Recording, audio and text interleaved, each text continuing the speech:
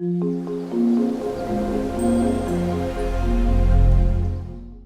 everybody, Joe here with Garden of Luma. In today's video, I want to show you guys some signs of spring here in my backyard urban garden in the Phoenix, Arizona area, zone 9B.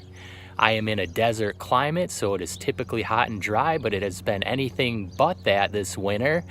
If you guys have been following some of my recent videos, you guys have seen the cold weather that we've been dealing with here. Recently had a couple inches of rain that I showed you guys a video of the flood in my backyard, and it was really cold on top of that.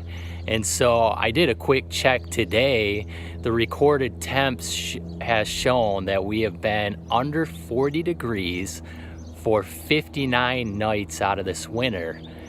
And on top of that, 11 of those nights were in the 20s. So I think the lowest recorded temperature that I saw was around 25 degrees. So that is what I've been dealing with here in the Phoenix, Arizona area.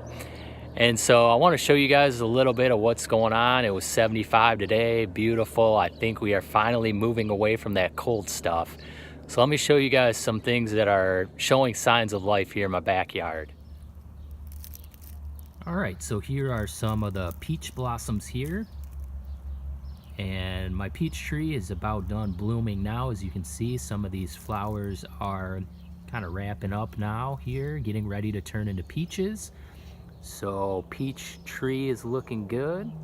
My car navel orange here is waking up. As you can see, a lot of the new growth coming out there. So orange tree is starting to wake up. Okay, if you look closely here on my Sprite Delight cherry plum, you can see some of the buds there popping out. So this guy should be leafing out here shortly. Here is a Barbie pink guava here on the tree. Have a few of these growing here on my Barbie pink guava that I'm growing in a container. If you look further out, you can see a few more there. This tree has several guavas on it. Loquat here is flushing out some beautiful growth here. This tree was totally unfazed by winter. It's more the summer that this tree struggles with in our climate here, but winters it just breezes through. And you can see some loquats forming there. Still have some Jamaican cherries here turning ripe. There's one there. Another one there. Mango blooms here. My Cary mango tree is flowering here. Some of the blooms. All right, so I just planted some tomatoes yesterday.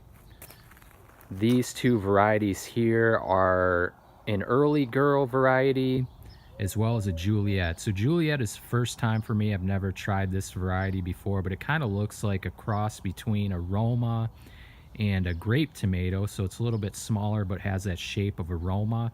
And early girl is just one of my favorites here for the Phoenix, Arizona area.